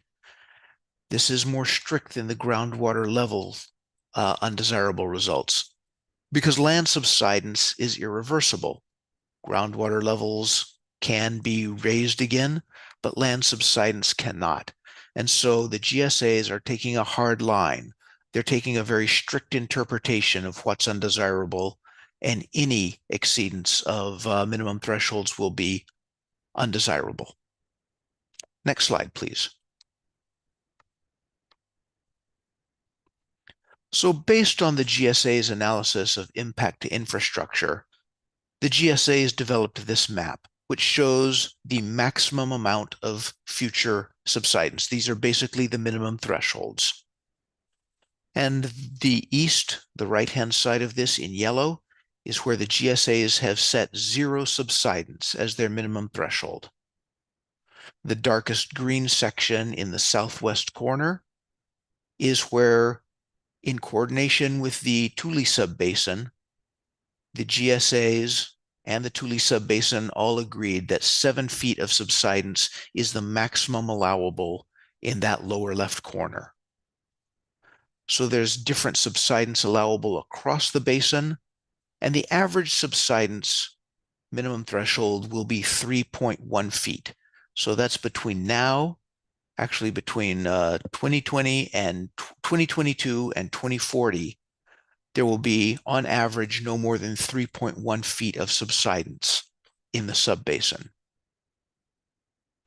We're going to be monitoring subsidence at all the dots that you see on this map using INSAR data from DWR. Next slide, please. The measurable objective, remember what Abhishek said, this is the goal that we're shooting for, and our measurable objective is no subsidence. Now that will be difficult to obtain. That'll be difficult to achieve, but it has to be our goal. The GSAs, as they collect more data, as they do more analysis, will always be looking for how do we minimize the subsidence? How do we get to zero subsidence if possible?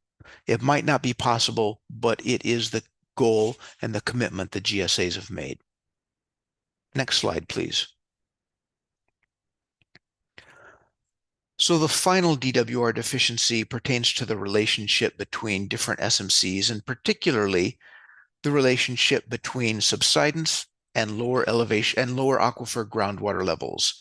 As Abhishek pointed out earlier, subsidence is the main undesirable result from low groundwater levels in the lower aquifer. So we're hooking those two things together. We're saying now that we've decided how much subsidence is unacceptable, we can establish how high we have to keep groundwater levels to prevent unacceptable subsidence. Next slide, please.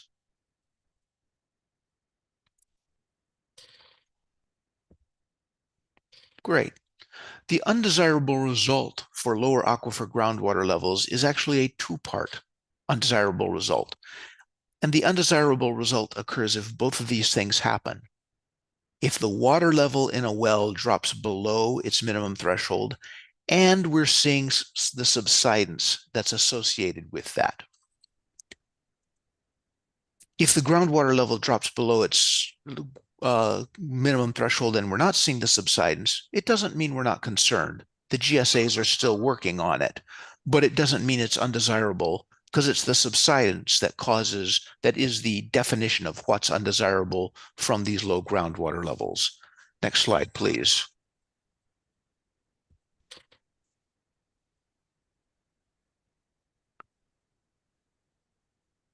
The GSAs used a groundwater model, a one-dimensional groundwater model that relates groundwater levels to future subsidence. It predicts future subsidence at different groundwater levels. And they looked at a series of groundwater levels and chose the groundwater levels that would not introduce any undesirable subsidence. And this is a map of the groundwater levels.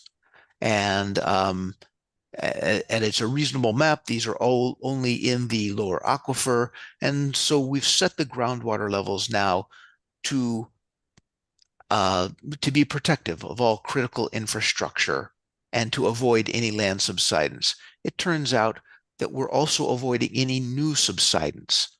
The subsidence that's in the basin that we're going to be seeing from now until 2040 is subsidence that's already baked into the system.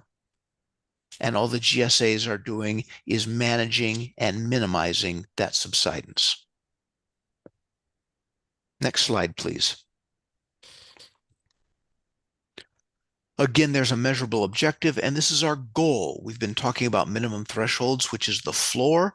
Our goal is to raise water levels in the lower aquifer to 2012 water levels. And this is for a couple reasons. One, it gives us a goal that's higher than our minimum thresholds, a buffer that we can work within and a goal to strive for. Also, these water levels are always higher than the 2015 water levels. So the GSAs are striving to have, their goal is to have water levels that are higher and more protective than the water levels were when Sigma was initiated. The GSAs are shooting for a better condition than the beginning of Sigma. Next slide, please.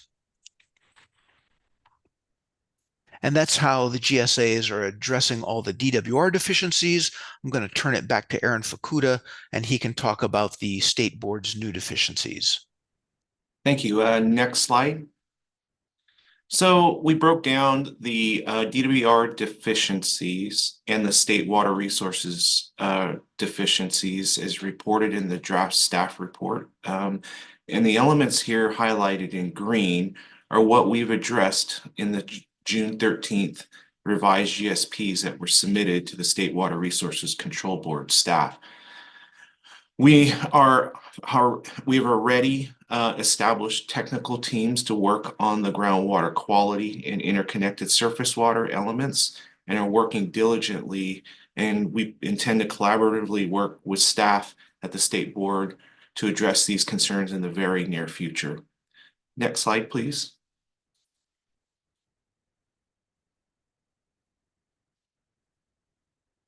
So we do have a path to sustainability. Next slide.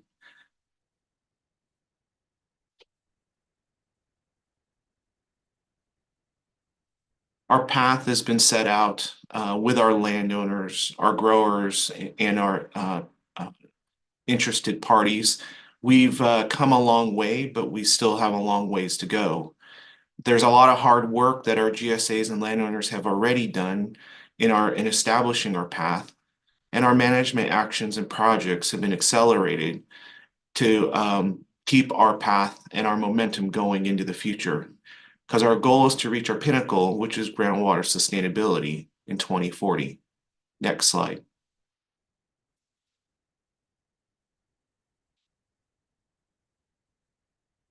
As was stated at the beginning of our presentation, our path was accelerated. We started to jog along that path, implementing projects and management actions early. Those are in green. And then investing in our next stages of implementation. Those are in blue. Those are funded and projects are beginning to be constructed as we speak. And so what's left for us is this small list in brown off to the right. And those are projects that we are now envisioning in the coming years. Next slide. So to evaluate our sustainability path, the Kaweah Subbasin GSAs have implemented a new mod flow model within the Kaweah Subbasin in partnership with Stanford University. This model implements a climate change projection along with all of our demand management and implemented projects and projects with timelines into the future. All of that data was input into the model, and 97 predictive models runs later, we were able to achieve sustainability. The hydrographs to the right here show an example of what that sustainability looks like in the groundwater levels. So you're seeing us achieve our measurable objective, which are those lightly dotted red lines on the hydrographs, and we're staying away from our minimum thresholds. Next slide. Most telling from our work and the collaboration with our technical teams of the 3 GSAs is what's indicated in our revised groundwater sustainability plan that the state board is now reviewing. It's that we achieve sustainability by 2040. As we move forward in time, what you will see is that our overdraft is reduced to 0 overdraft by 2040. And into the future, we have a slight surplus of groundwater coming into the subbasin. So as we implement our management actions and projects, we hope that we can continue this momentum and achieve groundwater sustainability. We look forward to collaborating with the State Water Resources Control Board and the staff, and we look forward to the public's interaction with us as we achieve our goals in the Kaweah Subbasin. Thank you very much, and we look forward to the questions.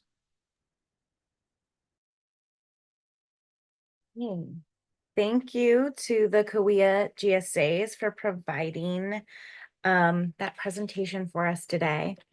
Again, I'd like to remind you that you can reach out with questions on that presentation to Kate Pallas. Her email address is in the comments.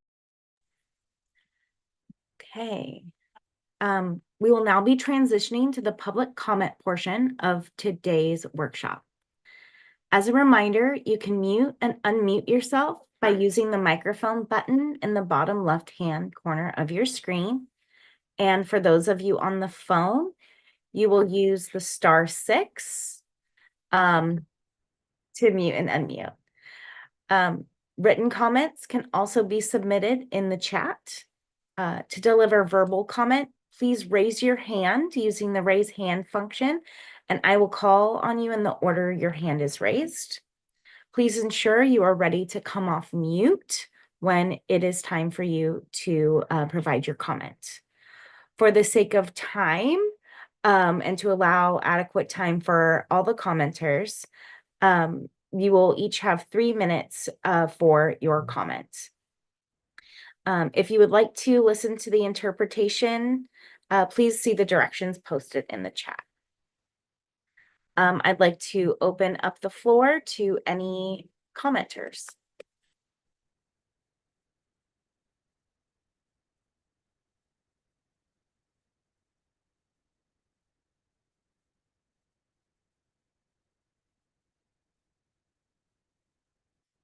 Yes, I see Akash. If you'd like to unmute. Yes. Hello, everyone. Good afternoon, and thank you so much for the opportunity to provide public comment. My name is Akash Singh, and I am speaking on behalf of the Union of Concerned Scientists. We support the Water Board's recommendations to put the Kaweah Subbasin on probation and of not charging fees to domestic users who extract less than 2 acre-feet per year. Subsidence in the Kaweah Subbasin is out of control, especially due to excessive pumping under the Corcoran clay layer. Most wells in Kaweah are either unprotected or not covered by monitoring, which puts them at risk of going dry even while maintaining current local groundwater threshold objectives. Kaweah has been able to recharge water in wet years, such as 2019 and 2023, but has not been able to control groundwater overdraft in dry years. It is not feasible to do aquifer recharge under the Corcoran clay layer in Kaweah, which means that the groundwater extracted under the clay layer cannot be replenished. This is why subsidence is still a major problem even in years without groundwater overdraft. The solution is repurposing agriculture to sustainable levels and limiting wells that extract water from under the Corcoran clay layer. The Kaweah Subbasin and Tulare County have the worst subsidence in California. In a dry year like 2022, the soil in multiple locations sunk more than 1 foot. In a wet year like 2023, in which the aquifer replenishment was outstanding in the whole state, and some regions even experienced an increase in elevation, Kaweah still sunk. Subsidence is a major problem in the San Joaquin Valley, and the volume of water storage already lost to subsidence is several times larger than the volume of all the dams in the state. Furthermore, there is a need to understand better the needs of the disadvantaged communities that are located within the subbasins region. Thank you so much for your time. Thank you so much. We appreciate your comments. Okay, next in line, I see Tien Tran, and then after that, it'll be Jasmine Ramirez. Hi, everyone. Just wanted to make a note that I'm going to be giving public comment, and then also my colleague is going to be giving public comment, so 2 separate ones, but with Community Water Center. So, hi, everyone. My name is Tien Tran. I am a senior policy advocate at Community Water Center. I've been tracking SGMA for the past 2 years now, and I also sit on the East Kaweah GSA Advisory Committee and just really appreciate the State Water Board for putting on this workshop and also hosting the one on Thursday, and also appreciate the Kaweah Basin for making their improvements to their plans. Since I've started at CWC, we've always had a very open line of communication and a culture of collaboration, and I really want that to continue as we continue to work on revisions and address the State Water Board's deficiencies. Overall, the basin is on the right track, and we just want to make sure that there are real revisions for groundwater quality. So until we can confirm that the Kaweah Subbasin addresses all deficiencies, we support the board for designating the Kaweah Subbasin as a probationary basin. We're concerned about the lack of revisions around groundwater quality, and we hope that the Kaweah Subbasin can address it before the probationary hearing. But the reality is that people have experienced severe groundwater contamination, and it's only going to get worse if we don't act now. Residents will be impacted immediately, and one example is that we work with the residents in West Goshen, which is part of the greater Kaweah GSA area.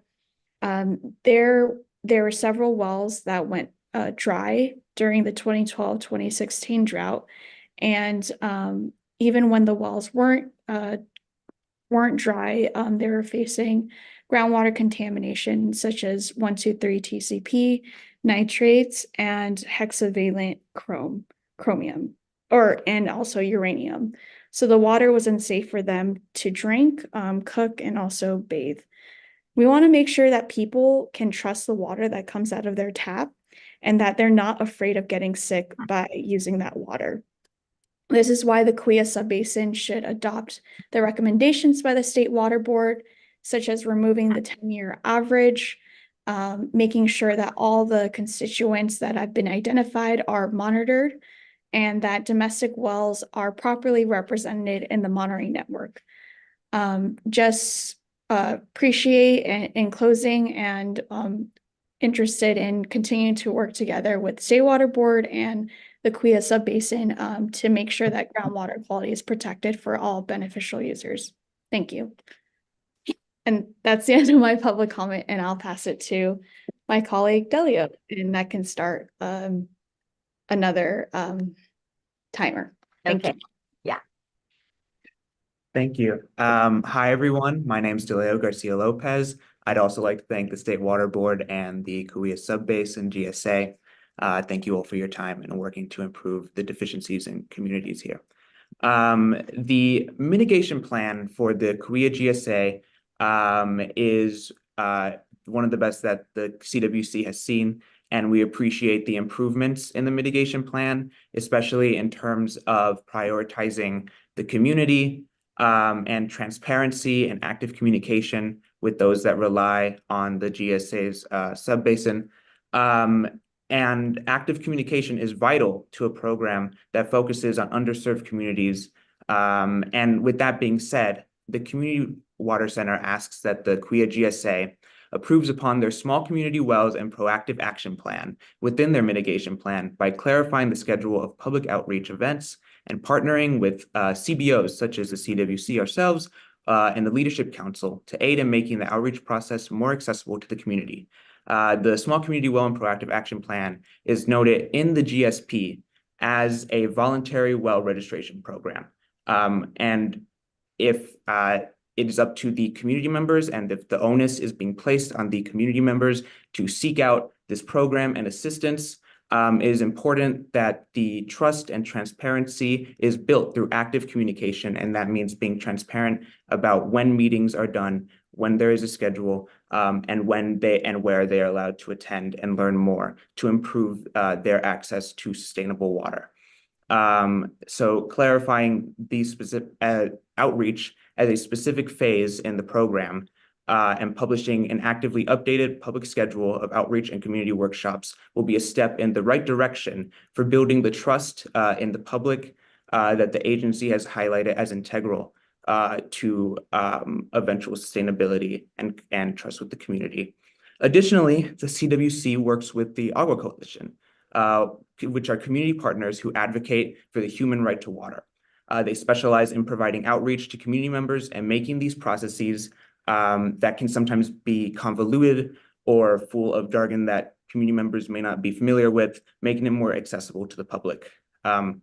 Partnerships with us, the Leadership Council, or any other CBOs can help build trust and connections over time, and we can help make these outreach plans more accessible to the public and serve the purpose that they need to serve. In closing, the Community Water Center asks that you publish the schedule and plan for public outreach and partner with CBOs to increase the voluntary enrollment and trust in the Community Action Plan for the betterment of the community and communication and connection between the GSAs and the community that relies on you to provide sustainable water to them. Thank you. Thank you very much for your comments. Next up is Jasmine Ramirez. Hi, everyone. My name is Jasmine Ramirez. I am a Senior Community Development Specialist with Self-Help Enterprises working on SIGMA implementation. And on behalf of Self-Help Enterprises, we would like to extend our gratitude for hosting this workshop and thank the State Water Board for their input thus far on plans and for the State Water Board's engagement and responses to our submitted comment letters to date. Safeguarding drinking water for communities stands as our organizational priority and lies at the core of the work that we do. And we look forward to working together to support these efforts. Thank you.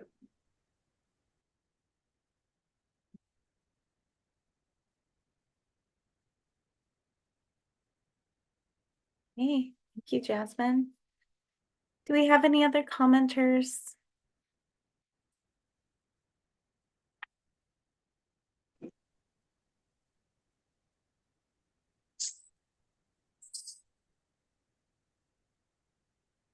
I see Debbie's come off mute. Debbie Heath, would you like to provide a public comment? Hi, yes, just very briefly, please, less than 3 minutes. We really still appreciate the self-help enterprise program. You guys, they've been such a great blessing to provide the water and help in the community. We are shortly going to be getting a well dug here shortly in a little bit. I know and understand just a little bit about the monitoring of the water. We have 1 acre. I do have chickens. Are we going to be allowed at all to do any type of watering of our grass? Is my question. And thank you. Okay. Seeing there are no hands raised, I'd like to offer somebody from the board to answer that question for Debbie. Thank you. Mm-hmm.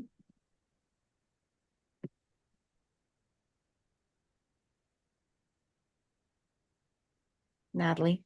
Hi, yes, sorry, making sure I came off mute all right. Thank you for that question. So this answer, the GSAs may also want to jump in on here.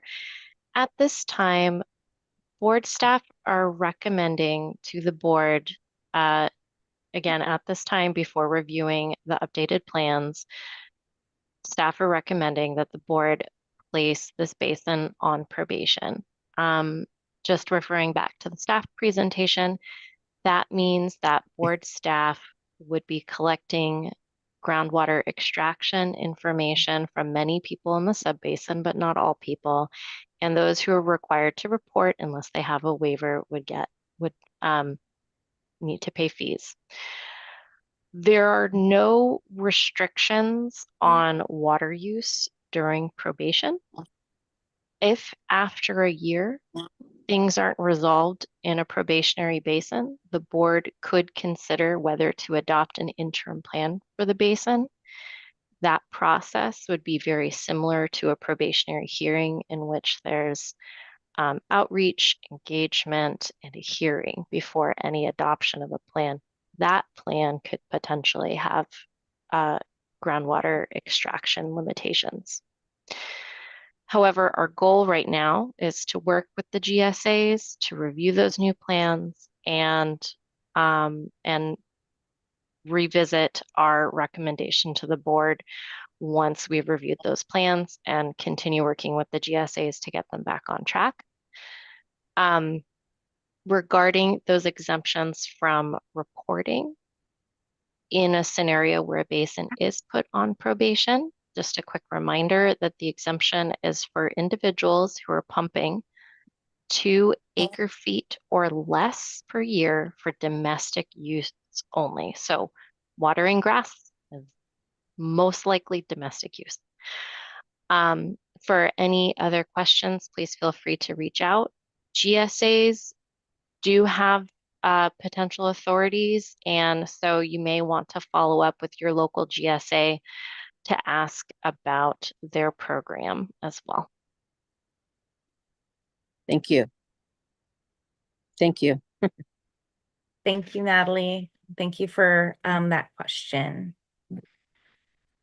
Okay, do we have any other comments from the participants?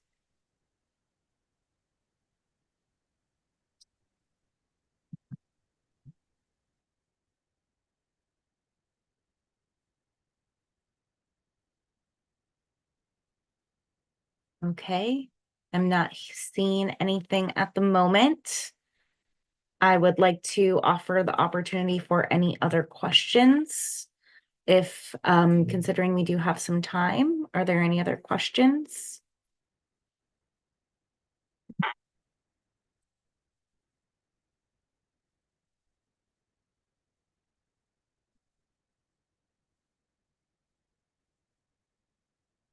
I'd like to just hold this space for a couple more minutes, allow some time just in case people are gathering their thoughts.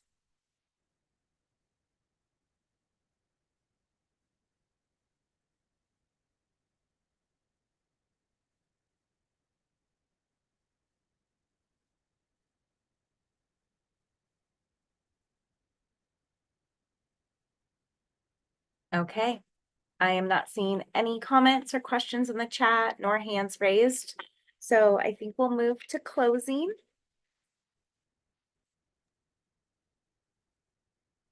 Okay.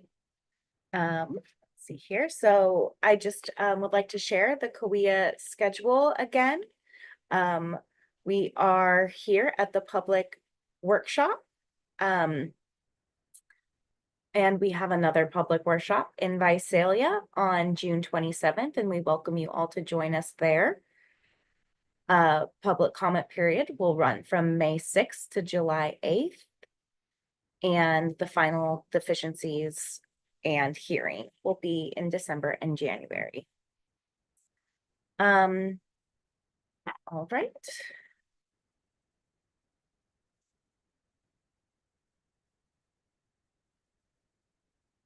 We can go to the next slide. Thank you. Okay. You also have the opportunity to provide written comments to the State Water Board via email, mail, or hand delivery. Contact information has been provided in the comments and can also be found at the Kaweah Subbasin webpage. Meeting materials will also be shared on the webpage. All right. I'd like to thank you all for taking your time to join today's public staff workshop of the Kaweah Subbasin. We hope it was informative for you all. Thank you to all of our presenters, both State Water Board and the GSA representatives, and for all of your continued work doing all your continued work on groundwater sustainability. Thank you so much and have a good day.